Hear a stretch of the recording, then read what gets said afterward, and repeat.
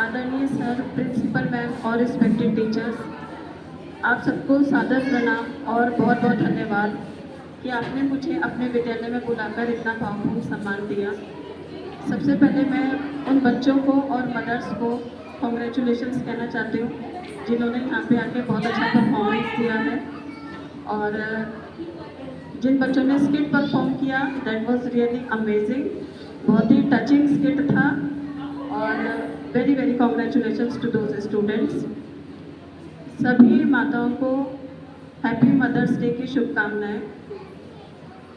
माँ, ये शब्द अपने आप में ही बहुत कुछ समेटे हुए है। माँ एक बच्चे के लिए उसकी पूरी दुनिया है, सब कुछ उसका माँ ही है। माँ प्यार करेगी तो बच्चा गले लगेगा, माँ डांटेगी तो बच्चा गले लगकर रोएगा। उसकी नज़र में माँ का जो स्थान है वो सबसे हटकर है। माँ बच्चे को सुबह स्कूल भेजती है, 4-5 घंटे तक उसको इंतज़ार रहता है कि अब मेरी बिटिया बस आती ही होगी, अभी आवाज़ लगाएगी माँ। ऐसे ही इंतज़ार बच्चों को भी होता है। घर की सीढ़ियाँ इतनी तेज़ी से चढ़ते हैं कि बस अब माँ जल्दी से आकर गले लगा ले। और यही है माँ और बच्चे का निस्वार्थ प्रेम। बदलते समय के दौर में हम अपनी लाइफ में इतने बिजी हो गए हैं, डिमांड्स बढ़ती जा रही हैं और मम्मी और पापा दोनों को नौकरी करनी पड़ती है और कहीं ना कहीं हमारे बच्चे नेगलेक्ट होने शुरू हो गए हैं। नेगलेक्ट कहीं या ये कहीं कि शायद हमारे पास अब टाइम नहीं है उतना, जितना टाइम पहले की माएँ दे पाती थी अपने बच्चों को, अब हम लोग उतना टाइम नहीं दे पाते हैं। उसका रिजल्ट क्या हो रहा है कि बच्चों के अंदर गुस्सा, एंगर, रिबेलियस बिहेवियर, ज़िद्दी स्वभाव और छोटी छोटी बातों में आर्ग्यूमेंट करना, ये सब चीज़ें डेवलप होती जा रही हैं। और इन सब का रीज़न यही है कि जो टाइम उन्हें पहले मिलता था, अब पेरेंट्स के साथ स्पेंड करने का वो टाइम नहीं मिल पा रहा है। अब बच्चे मोबाइल के साथ टाइम स्पेंड करते हैं, टीवी के साथ टाइम स्पेंड करते हैं और थोड़ा बहुत जो टाइम मिलता है वो पेरेंट्स उन्हें देते हैं, जिसमें या तो वो खाना खा रहे होते हैं या फिर जैसे सोते समय 5-10 मिनट दे दिए। इससे ज़्यादा पेरेंट्स के पास टाइम नहीं होता है और हमारे बच्चे अकेलेपन का शिकार हो रहे हैं। एक बाउंड्री बन गई है बच्चे और पेरेंट्स के बीच में। पहले बच्चा घर आता था, मम्मी पूछती थी आज का दिन कैसा रहा, आज आपने क्या क्या किया। पेरेंट्स को A to Z अपने बच्चे के बारे में सब कुछ पता होता था। पेरेंट्स भी इंटरेस्ट लेते थे उसकी बातों में, एक एक बात का पता होता था, उससे क्वेश्चंस पूछते थे, बच्चा जवाब देता था। सारा जो अंदर होता था वो सब निकल जाता था, बच्चा पूरी बातें शेयर कर लेता था दिन की। बच्चों को भी बहुत अच्छा लगता था कि पेरेंट्स ने उन्हें टाइम दिया है, उनके साथ बातें शेयर कर रहे हैं, क्योंकि वो सब कुछ कह डालते थे। अब बच्चा घर आ रहा है, देखिए कितना डिफरेंस आ गया पहले में और अब में। ताला लगा हुआ है, बच्चा घर आया है, वो खुद से ताला खोल रहा है, घर पे कोई नहीं है जो उसका इंतज़ार कर रहा है बैठ के। 2-3 बजे बच्चा घर आ रहा है, खाना बना रखा है, उसने अपने कपड़े चेंज करे, खाना खाया, आके थोड़ा सा आराम किया और फिर वो थोड़ा आराम करा, फिर ट्यूशन के लिए खुद से ही तैयार हो रहा है और चला गया पढ़ने के लिए। 5 बजे मम्मी आई है, उनको भी ताला ही मिल रहा है और उसके बाद उन्होंने ताला खोला है, फिर अपने काम में बिजी हो गई क्योंकि अब शाम की ड्यूटी निभानी है, खाना बनाना है, घर के काम करने हैं। 5-6 बजे तक बच्चा आता है और मम्मी से 5 मिनट बात करता है, मम्मी पूछती है और आज का दिन कैसा रहा।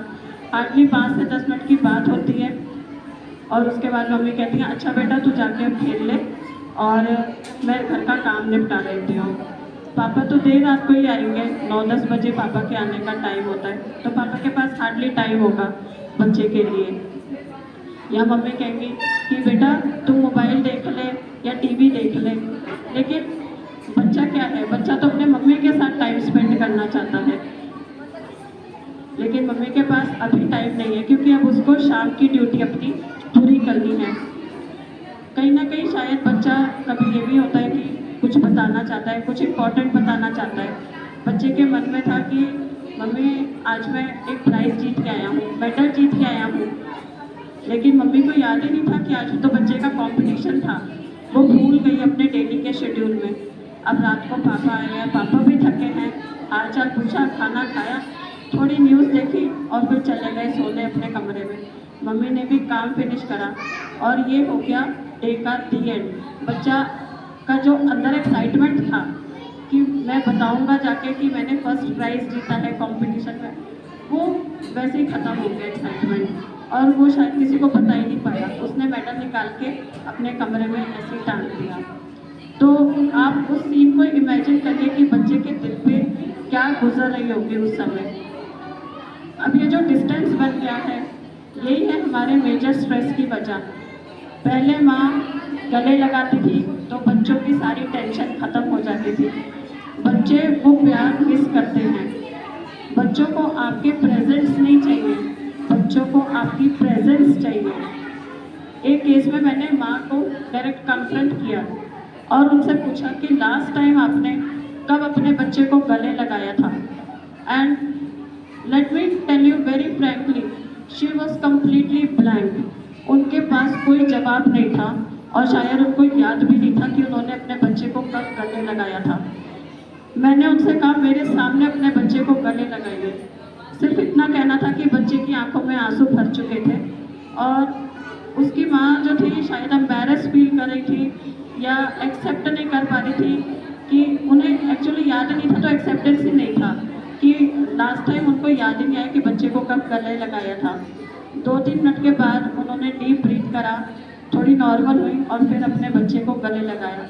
गले लगाने की देर थी कि बच्चा ज़ोर ज़ोर की रोने लग गया। ये अभी ज़्यादा पुरानी बात नहीं है, मैं आपको रिसेंट केसेस बता रही हूँ।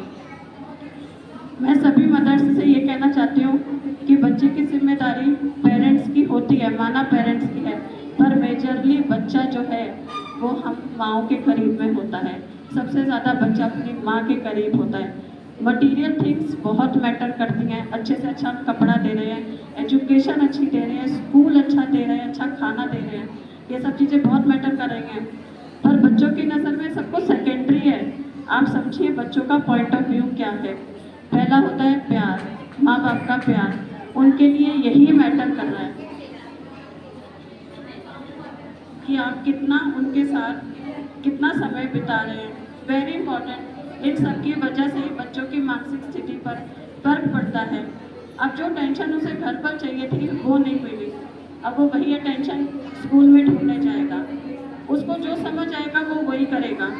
या तो वो डिस्ट्रैक्ट रहेगा, पढ़ाई में बहुत कमज़ोर हो जाएगा, होमवर्क नहीं करके लाएगा, टीचर की टेंशन गेन करने के लिए गलत काम शुरू कर देगा, जैसे दूसरे बच्चों को मारेगा, पीटेगा, क्लास में से भाग जाएगा, परेशान करेगा टीचर्स को, बच्चों को, ताकि उसे अटेंशन मिल सके। यहाँ वो क्या कर रहा है, उसे जो रास्ता समझ आ रहा है वो वही कर रहा है। तो आप समझ रहे हैं इस इग्नोरेंस से, हमारी छोटी सी गलती से हमने अपने बच्चे का कितना बड़ा नुकसान कर दिया है। और फिर टीचर्स कंप्लेंट करते हैं, पेरेंट्स को बुलाते हैं, पेरेंट्स कहते हैं ऐसा तो कुछ नहीं है, हम तो अच्छे से अच्छा अपने बच्चों को दे रहे हैं। ठीक है, लेकिन जो चीज़ बच्चों को चाहिए क्या हम वो दे पा रहे हैं उन्हें? बच्चा आप समझिए एक मिट्टी की तरह होता है और हमने उसको सांचे में डालना है। एक कली को उगाना है या उसको अच्छे से ब्लॉसम कराना है, ये सब कुछ हमारे हाथ में होता है। कुछ पेरेंट्स को गुस्सा भी आने लगता है मेरी बातें सुनकर, क्योंकि मैं डायरेक्ट उन्हें कन्फ्रंट करती हूँ, वो एक्सेप्ट नहीं करते इन बातों को कि मैं क्या प्रूव करना चाहती हूँ। कई बार वो ये मुझसे पूछते हैं आप क्या प्रूव करना चाहते हो कि हम अपने बच्चे का ध्यान नहीं रखते, हम बच्चे से प्यार से बात नहीं करते। तो मैं उन्हें ये कहती हूँ फिर बच्चा आके मुझसे ये क्यों कहता है कि मैं आपसे सारी बातें शेयर कर लेता हूँ लेकिन अपने मम्मी पापा के साथ शेयर नहीं कर पाता। ये बहुत बड़ी बात होती है कि बच्चा अपने मम्मी पापा के साथ कंफर्टेबल नहीं है और काउंसलर, स्कूल काउंसलर के साथ वो अपनी सारी बातें शेयर कर रहा है। तो मैं आज आपको ये कहना चाहती हूँ कि इससे बेटर कि ईगो हर्ट हो, उससे बेटर है कि आप अपना सेल्फ एनालिसिस कीजिए, कहाँ चूक हो गई है हमसे, कहाँ हमें सुधार की ज़रूरत है।